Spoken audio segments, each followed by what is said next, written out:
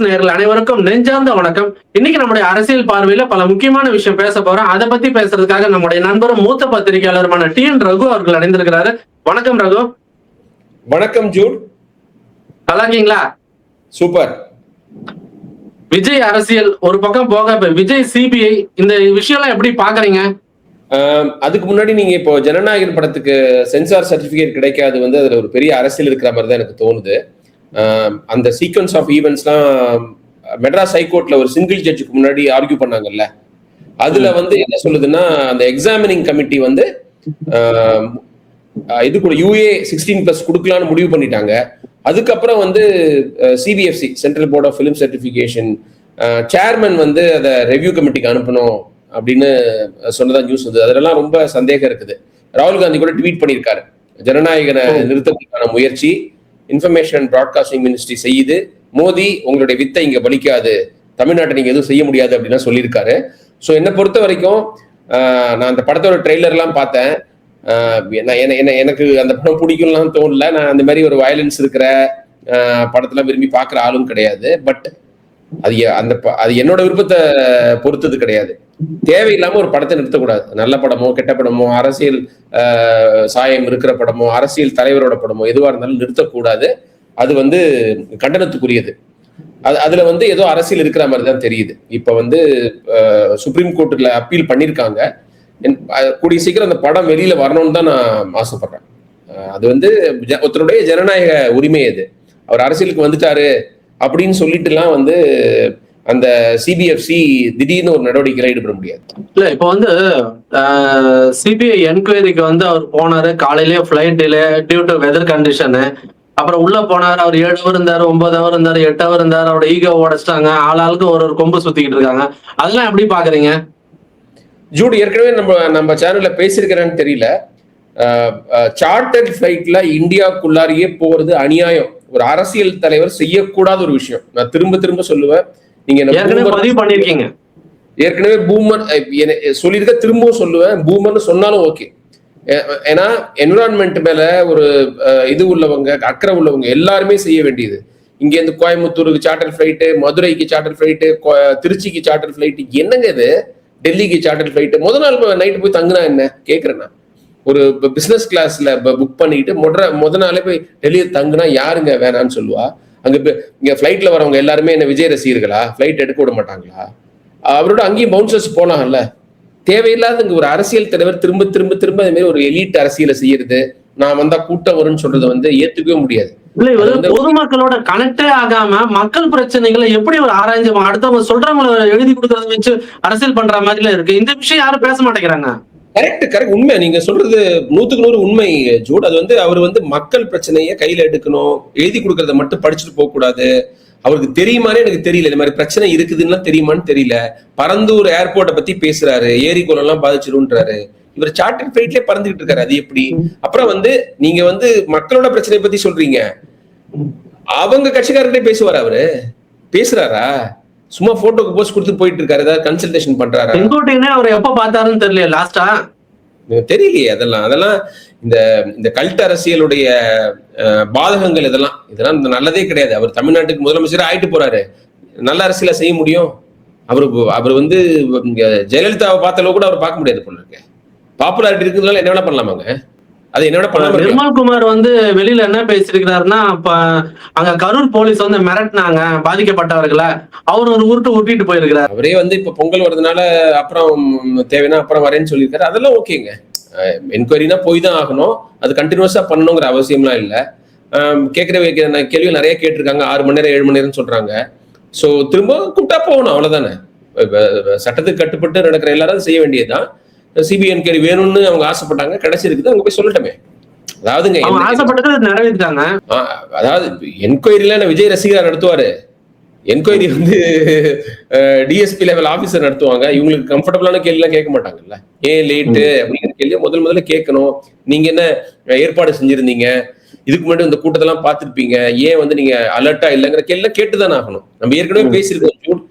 2 தரப்புக்கும் clean சீட்டு கிடையாது. என்ன பொறுத்த வரைக்கும் பொறுப்பு துறப்ப 2 பேருமே செய்ய முடியாது. அரசாங்கம் போலீஸ் தரப்பும் செய்ய முடியாது, விஜயும் செய்ய முடியாது. அதுதான் நியாயமான ஒரு இதுவா இருக்கும்.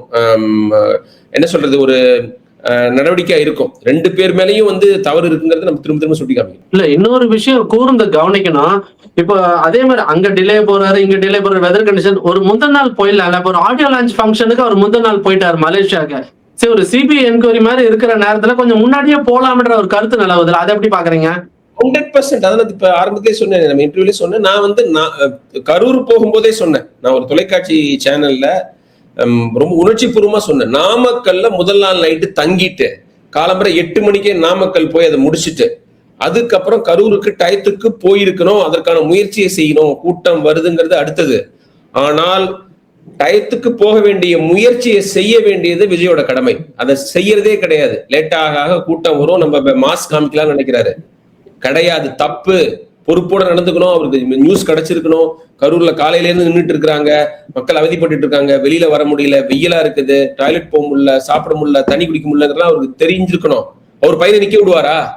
அவரு பையனை 8 மணி நேரம் இங்க ஜஸ்டின் பீபர் வராரு அல்லது வந்து டெய்லர் ஸ்விஃப்ட் வராங்க, அந்த கான்சர்ட்டுக்கு அவர் போகணும், 10 மணி நேரம் தண்ணி இல்லாம அவர் நிக்க வைப்பாரா? நான் கேக்குறேன். அலோவ் பண்ணுவாரா? இப்ப தண்ணி கூட இல்லாம அலோவ் பண்ண மாட்டாங்க. எந்த வீட்லயும் வந்து தன்னுடைய குழந்தைகளை அந்த மாதிரி சஃபர் ஆகிறதுக்கு அலோவ் பண்ண மாட்டாங்க. இவர் வந்து அது மாதிரி கஷ்டப்பட்டு இருக்காங்க தெரிஞ்சு மெசேஜ் அனுப்பிச்சிருக்கணும். நான் வரல, கரூருக்கு 100 நாளைக்கு வரேன்னு சொல்லியிருக்கணும். அதுலதான் அவரோட பொறுப்பு. அதுதான் வந்து ஒரு கைண்ட்னஸ் உள்ள தலைவருக்கு அழகு. எனக்கு டிஎம்கே பண்ணாங்க எத்தனை வாட்டி அதை சொல்லுவார். அது என்கொயரி முடிவு பண்ணட்டும். அது அதை பத்தி நான் கமெண்ட் பண்ண விரும்பல. பட் வந்து அந்த பொறுப்பு துறப்ப 2 பேருமே பண்ணக்கூடாது. அரசு தரப்பும் பண்றது தப்பு. எவ்வளவு பேர் நெருக்கடியில நின்றுட்டு இருக்காங்கன்னா கலைஞ்சு போறதுக்கான வழி பண்ணணும். விஜய்கிட்ட பேசி ஆகணும். விஜய் இல்லடா நீங்க தான் பொறுப்புன்னு அப்பயே சொல்ல வேண்டியதான். அது எதுவுமே அதற்கான முயற்சிகள் எடுக்கப்பட்டது. அது வந்து விசாரணையில எல்லாமே தெரிய வரும். இப்போ விஜய வந்து பார்க்கும்போது விஜய்க்கு வைக்கப்படும் கேள்வி போது சிபிஐ தான் கேள்வி கேட்கணும் இல்ல, எளிய மக்களுக்கு ஏற்படுகின்ற கேள்வி தானே அவர்கள் முன்வைப்பார்கள். அதாவது சொன்ன மாதிரி விஜய்க்கு வந்து ஒரு ஸ்டேஷன் போயிருக்கணும், ஒரு போலீஸ் ஸ்டேஷன் என்கொயரி, ஒரு ஆர்டினரி அரெஸ்ட், இது எதுவுமே பார்க்காம ஸ்ட்ரெயிட்டா ஒரு ஸ்டேட் போர்ட்ல இருக்கிற திடீர்னு கொண்டு போய் சிபிஎஸ்சில போட்ட மாதிரி சிபிஐ என்கொயரி இருக்குல்ல, அது எப்படி அவர் ஃபேஸ் பண்ணுவாரு? அதெல்லாம் அவங்களுக்கும் லீகல் இதெல்லாம் கவுன்சில் எல்லாம் கொடுத்துருப்பாங்க. அவர் என்ன நீங்க சொல்ற மாதிரி அவருக்கு புதுசா இருந்தா கூட அவருக்கு அட்வைஸ் பண்ணி தான் அமைச்சிருப்பாங்க. அவங்களுக்கு என்ன எதுக்கு எடுத்தாலும் வந்து முக்குள் ரொட்டகி அவங்க இவங்கன்னு ஒரு செஷனுக்கு 25 லட்சம் 30 லட்சம் வாங்குற வக்கீல ஹயர் பண்றாங்க, senior advocates supreme court higher பண்றாங்க. அதெல்லாம் செஞ்சுட்டு போயிருப்பாங்க. அவருக்கு 50 வயசு ஆகுது. வந்து சிந்திக்கிற திறன் இருக்கும் இல்லையா? அதாவது இப்பதான் நீங்க தான் காலையில் ஒரு கோட் படிச்சேன், நம்ம உண்மையை பேசினா நம்ம மெமரி போரா இருக்கலாம் அப்படிம்பாங்க. உண்மைதான் நம்ம எப்போதும் பேசுவோம்னா நம்ம எதையுமே ஞாபகம் வச்சுக்க வேண்டிய அவசியம் இல்லையே மனசுல உள்ளதை பேசும்போது. பட் அவரை தான் நான் எதிர்பார்க்கல, மக்களோட கூட்டம் அதனால டிலே ஆயிடுச்சுன்னு சொல்லலாம். பட் மாரல் ஆப்ளிகேஷன் ஒன்று இருக்குது. அதை தான் அவர் எப்படி ஹேண்டில் பண்ணுவாருன்னு தெரியல. பிஜேபி வந்து இதுல இருந்து இப்ப அரசியல் ஆதாயத்துக்கு என்ன பண்ணுங்கிறது அடுத்த கேள்வி. அது இப்ப வந்து நீங்க அந்த கேள்விதான் நான் முன்வைக்கணும். இப்ப இந்த சிபிஐ என்கொயரி, இந்த கரூர் ஸ்டாம்பேட், இந்த விஷயம் எல்லாம் இருக்கட்டும், ஆனா இதை வைத்து செய்யப்படுகின்ற அரசியல் விஜய் எங்க பக்கம் வருவாரா? இந்த நேரத்துல ராகுல் காந்தி ஒரு கோல் போடுறாரு, ஒரு ட்விட் போடுறாரு. இதெல்லாம் எப்படி பாக்குறீங்க? அதாவது என்ன ஒரு விஷயம், விஜயை வச்சு விஜய்க்கு எல்லாருமே திடீர்னு சப்போர்ட் பண்றாங்க. விஜய் வந்து ஒரு இம்பார்ட்டன்ட் பிளேயருங்க. 2026 தமிழ்நாடு சட்டமன்ற கீ பிளேயர். அவர் என்ன செய்ய போறாருங்கிறது தான் எல்லாருமே, இன்க்ளூடிங் டிஎம்கே. அவர் வந்து என்டிஏக்குள்ளார போயிடுவாராங்கிறது அவங்களும் ரொம்ப கவனத்தோட பாத்துட்டு இருக்காங்க. ஏன்னா அங்க போயிட்டாருன்னா கேம் சேஞ்சர். அவர் ஜனநாயகன் கிடையாது, கேம் சேஞ்சர். ஒரு பெரிய மெகா கூட்டணி உருவாயிடும். அந்த நம்பிக்கையில தான் ஏடிஎம்கேவும் பிஜேபியும் காத்துட்டு இருக்காங்க. அந்த நம்பிக்கையில தான் ஏடிஎம்கேவும் பிஜேபியும் விஜய் பத்தி குறையே சொல்லல. கரூர் சம்பவத்துக்கு அப்புறம் இன்னி வரைக்கும் விமர்சனம் எதுவுமே பண்ணல, பெருசா எதுவுமே பண்ணல. நியாயமா செஞ்சிருக்கணும். இப்ப நம்ம எல்லாம் சொல்றோம்ல, அவர் பொறுப்போட நடந்திருக்கணும், அவர் மேலேயும் தப்பு இருக்குது, அவர் பொறுப்பு திறக்க முடியாது நம்ம பேசுறோம்ல, அதே மாதிரி ஏடிஎம்கேவும் பிஜேபியும் பேசிருக்கணும். திமுக மாதிரி பேசக்கூடாது, பேசணுங்கிற அவசியம் இல்லை. கொலகாரன் அப்படின்லாம் சொல்றது அது அவங்களோட அரசியல். திமுக வந்து விஜய் எதுக்குறது என்ன காரணம்? உதயநிதிக்கு ரைவல் ஆயிடக்கூடாது, வந்துடக்கூடாது. அதானே தவிர்த்து பெரிய அப்படியே நாட்டு மேல அப்படியே ஒரு அக்கறை உள்ள மாதிரிலாம் அவங்க சீனை போட்டுட்டு இருக்காங்க. அதெல்லாம் கிடையாது. அவர் அறகுறை அரசியல் பண்ணா உங்களுக்கு என்ன, அது அவரோட ஸ்டைலு. பட் அவங்க வந்து இதுதான் அவங்களோட லாங் டேர்ம் பிளான். அவங்களுக்காக பேசுற பத்திரிகையாளர்கள் ஆதரவாளர்களுடைய கவலையும் அதுதான், உதயநிதிக்கு ரைவலா ஆகிடக்கூடாது. ஆனா பிஜேபி ஏடிஎம்கே நியாயமா கேட்டிருக்கணும், மனசாட்சி இருந்தா கேட்டிருக்கணும். ஆனா அவங்க அரசியல் கணக்கு பார்த்ததுனால கேட்காம இருந்தாங்க. 2026 இந்த பக்கம் வருவாரு அப்படின்னு இன்னும் நம்பிக்கையோட இருக்கிறாங்க. இந்த சிபிஐ விசாரணை எல்லாம் அவருக்கு ஒரு பிரஷரை ஏற்படுத்தும், இந்த ஜனநாயகன் வராது கூட அவருக்கு ஒரு பிரச்சனை ஏற்படுத்தும் அப்படின்னு நினைக்கிறாங்க. பட் என்னை பொறுத்த வரைக்கும் பிஜேபி வளரக்கூடாது, பிஜேபினால நாட்டுக்கு நல்லது கிடையாதுன்னு நினைக்கிற என்னை பொறுத்த வரைக்கும் விஜய் வந்து நல்லதோ கெட்டதோ அவர் ரசிகர்களை நம்பி தனியா தான் நிக்கணும். அவர் வந்து நான் கொள்கை எதிரின்னு சொல்லிட்டாரு, அதுல கடைசி வரைக்கும் உறுதியா இருக்கும்னு நினைக்கிறேன் ஜோட். இல்ல அதுதான் வந்து பொதுமக்கள் மட்டும் இல்ல பல பத்திரிகையாளர்கள் மூத்த பத்திரிகையாளர் சொல்லும் போது பாஜக பக்கம் விஜய் போயிட்டாருன்னா டிஎம்கே வின் பண்றதுக்கான விஷயங்கள் தான் ஜாஸ்தியா இருக்கு, அட்வான்டேஜ் ஆயிடு. குறிப்பா சிறுபான்மையினர் ஓட்டு வந்து பாஜக இன்னும் எதிராக தான் இருக்கு. அதிமுகவும் நம்ம விஜய் கட்சியும் தமிழக வெற்றி கழகமும் சேரும் போது அது ஒரு பெரிய போர்ஸா இருக்கும் அப்படின்றாங்க. அதை எப்படி பாக்குறீங்க? கரெக்ட்.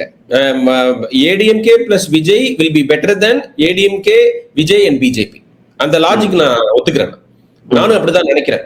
பாக்குறதுக்கு மெகா கூட்டணி மாதிரி இருக்கும், அது பொருந்தா கூட்டணியா இருக்கும். சீட்டுங்களை சரியா பிரிச்சு கொடுக்க முடியாது, நம்பிக்கை துரோகமா நிறைய பேர் மக்கள் பார்ப்பாங்க. ஏன் விஜயோடைய நான் முஸ்லீம் நான் கிறிஸ்டியன் ஃபேன்ஸே வந்து வில் ஃபீல் பீட்ரேட். நம்ம அண்ணன் வந்து மதச்சார்பினை அப்படின்னு சொன்னாரு, பிஜேபி கொள்கை எதிரின்னு சொன்னாரு, அவங்களோட சேர்ந்துட்டாருங்கிற அது ஒரு அவமானம் அல்லது வந்து ஒரு துரோகம் தானே. அது சொல்லிட்டு திருப்பி ரிவர்ஸ்ல முதல் எலெக்ஷனுக்கு முன்னாடியே போறது ரொம்ப கேவலமா இருக்கும். பட் நீங்க சொல்ற மாதிரி ஏடிஎம்கேவோட போறது பிரச்சனை இல்லைன்னா பிஜேபி அவங்க புலிவால புடிச்சிட்டாங்க ஏடிஎம்கே. ஆனா இது எதுவுமே நடக்கிறதுக்கு வாய்ப்பு இல்லாம பண்றதுக்கான சக்தி வந்து பிஜேபி கிட்ட இருக்கு. இல்ல அவருக்கு இவ்வளவு பிஜேபி பிரஷர் போட்டு அவர் போகாம இருந்தாருன்னா அது வந்து நம்ம நம்பிதான் ஆகணும். அப்ப வந்து அவர் வந்து பிஜேபியை தீர்க்கமா எதிர்ப்பாரு, அவர் வந்து மதச்சார்பன்மையில நம்புறாரு அப்படின்னு நம்ம நம்பிதான் ஆகணும். இப்ப இல்ல அதை நம்புற சொல்ல ஏடிஎம்கேவும் டிவிகேவும், அதாவது ஏடிஎம்கே வந்து பிஜேபியை கழட்டி விடுறதுக்கான டோன் இதெல்லாம் வர்றதுக்கான வாய்ப்பு கொஞ்சம் கம்மி தானே? கம்மிதான். அதாவது பிஜேபியே திமுகவை வந்து நாங்க இருந்தா தோற்கடிக்க முடியாதுன்னா நீங்க தனியா போயிட்டு தோற்கடிங்கன்னு பிக்ஸ் பண்ணா உண்டு. அதுவும் பண்ண வாய்ப்பு இருக்குல்ல.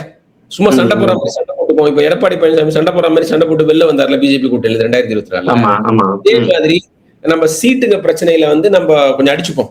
நாங்க வந்து 70 சீட்டு கேட்கிறோம், நீங்க 30 சீட் தான் கொடுப்பேன்னு சொல்றீங்க அப்படின்னு சண்டை போட்டுட்டு ஏடிஎம்கே வெளில வரா மாதிரி வந்து விஜயோட கூட்டணி வச்சு ஜெயிக்கிற மாதிரி. அதுவும் ஈஸி கிடையாது, அந்த கூட்டணி ஈஸி கிடையாது. பட் அது ஒரு லைக்லி சினாரியோ. பிஜேபி வந்து கொஞ்சம் ஒதுங்கிக்கிறது, கோவப்பட்டு. இந்த வைகோ ஒதுங்குவார்ல, சும்மா அப்படி இப்படி கத்தி சுத்திட்டு எலெக்ஷன் வரும்போது ஆகும்னு சொல்லிட்டு போட்டி போடாம போயிடுவாரு. அந்த மாதிரி ஒரு ஜோக்கர் வேலை எல்லாம் பண்ணுவாரு. அதே மாதிரி பிஜேபி பண்றதுக்கான சாத்தியங்கள் கொஞ்சம் ரிமோட்டா இருக்கு. ஆனா அவங்களோட ஈகோ ரொம்ப பெருசு, அதனால அது இப்போ செய்ய மாட்டாங்க. அதனால ஏடிஎம்கே அந்த கூட்டணி விட்டு விலகிறது கஷ்டம், புலிவால பிடிச்சிட்டாங்க. அதனால அவங்க வந்து பிஜேபி விடுறதுக்கு வாய்ப்பு இல்லை.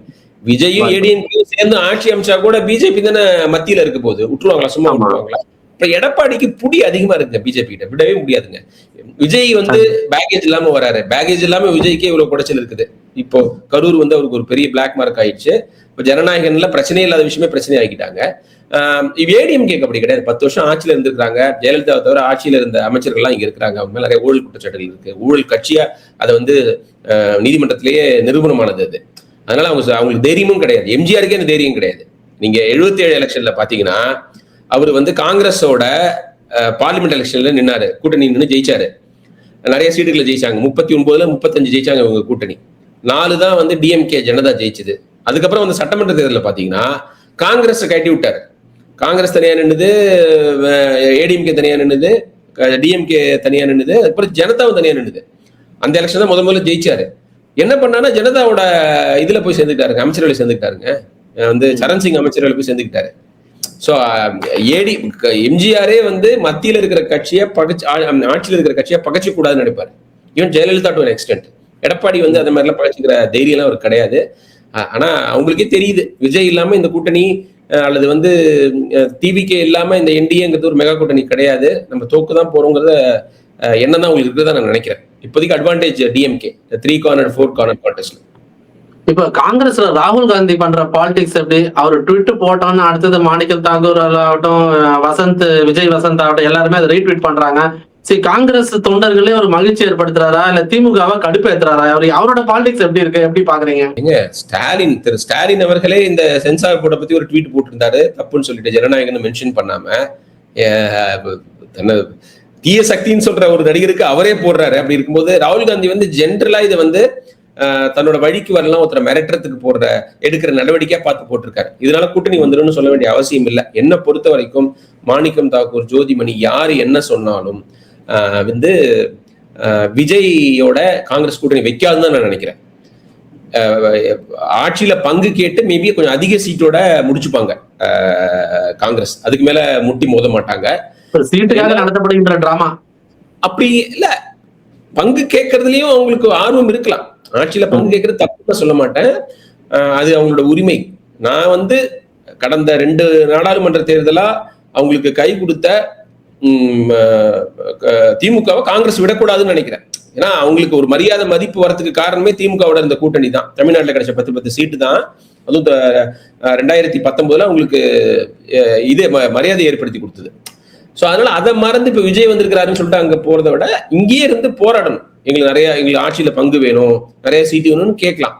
அவங்க வளரல நீங்க வளரவே இல்லைன்னு கேட்டா நீங்க கொடுங்க, நாங்க வளர்ந்து காமிக்கிறோம், 2029 தேர்தலில் நாங்க எவ்வளவு வளர்ந்துருக்கோம்னு காமிக்கிறோம்னு காங்கிரஸ் சொல்லலாம். அது நியாயமான போராட்டம், நியாயமான ஒரு கோரிக்கை. அது அதை விட்டுட்டு நான் டிவி கிட்ட போயிடுவேன்னு சொல்லி மிரட்டக்கூடாது. அது என்னை பொறுத்த வரைக்கும் நியாயம் கிடையாதுன்னு தோணும். ஓகே, வர இருக்கிற தேர்தல் பரபரப்பிற்கும் பிரேக்கிங் நியூஸ்க்கும் பஞ்சம் இருக்காதுன்னு நம்பலாம்.